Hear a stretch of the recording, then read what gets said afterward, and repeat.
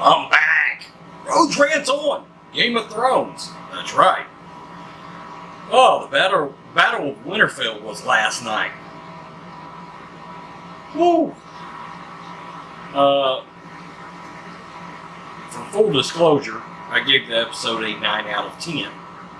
It seems that people have either a love or hate relationship with the episode, but there has been some fallout from the episode, and I wanted to go over that today.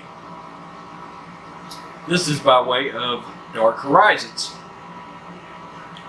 It was only the third of the 6 episode run of the show's final season. The last night's supersized episode of HBO's Game of Thrones brought to close arguably the biggest arc of the whole series, the White Walkers and the coming of winter. The Battle of Winterfell saw the Night King and his army of undead take on the living in a massive battle that took place at night and in a blizzard. Yes. Combined with high traffic fan demand, I guess on HBO's service, streaming, and low quality streaming services, turned what should have been one of the most epic visuals put to screen into something of a blurry, muddled mess at times. What I will tell you is, I watched it today, DVR'd, and I still had a hell of a time seeing it, okay, on a 1080p TV. It was just freaking dark. As soon as the episode kicked off, tweets flooded social media with complaints that the episode was so dark that viewers had difficulty discerning what was happening. Gizmodo has looked into this and found that even a good quality screen on a high quality OLED, the best consumer TV for shadow detail, people were still having issues seeing the episode. For those who did see it, it helped break a show record with 7.8 million tweets. Wow. They also go into major spoilers ahead, so if you have not seen it, back out. Speaking with EW, actress Maisie Williams admits she was reluctant at first and feared angry fans who wanted Jon Snow to land the final blow on the White Walker.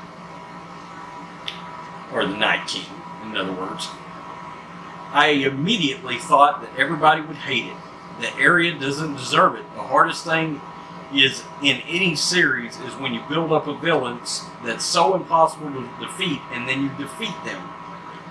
It has to be intelligently done because otherwise people are like, well, the Night King couldn't have been that bad when some 100-pound girl comes in and stabs him. You've got to make it cool. And then I told my boyfriend, he was like, shouldn't Jon, though, be the one that does it? When we did the whole bit with the Red Woman, it brings it all back, and I've been working. This is what I've been working for the last 6 seasons. 4, if you think about it, since Arya got to the House of Black and White. It all comes down to this one very moment. It's also unexpected, and that's what this show does. So I was like, fuck you, Jon, I get it.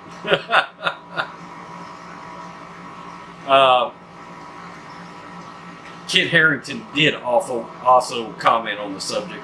I was surprised. I thought it was going to be me, but I like it. It gives Arya's training purpose to have an end goal. It's much better how she does it in the way she does it. I think it will frustrate some in the audience that Jon's hunting the Night King and you're expecting this epic fight and it never happens. That's kind of Game of Thrones. But it's the right thing for the character. The young lady sticks it to the man. Okay, so what do we think about that Rogue Squadron? I had no issue with Arya landing the killing blow. I didn't.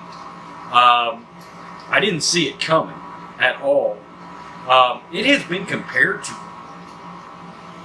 I've seen it compared to some like Snoke from The Last Jedi. I don't get it. I hated The Last Jedi. Yeah, I mean, I get wanting Jon Snow to do it, but yeah, Arya's been training forever, and for her to have this epic moment, I mean, it was literally a holy shit moment.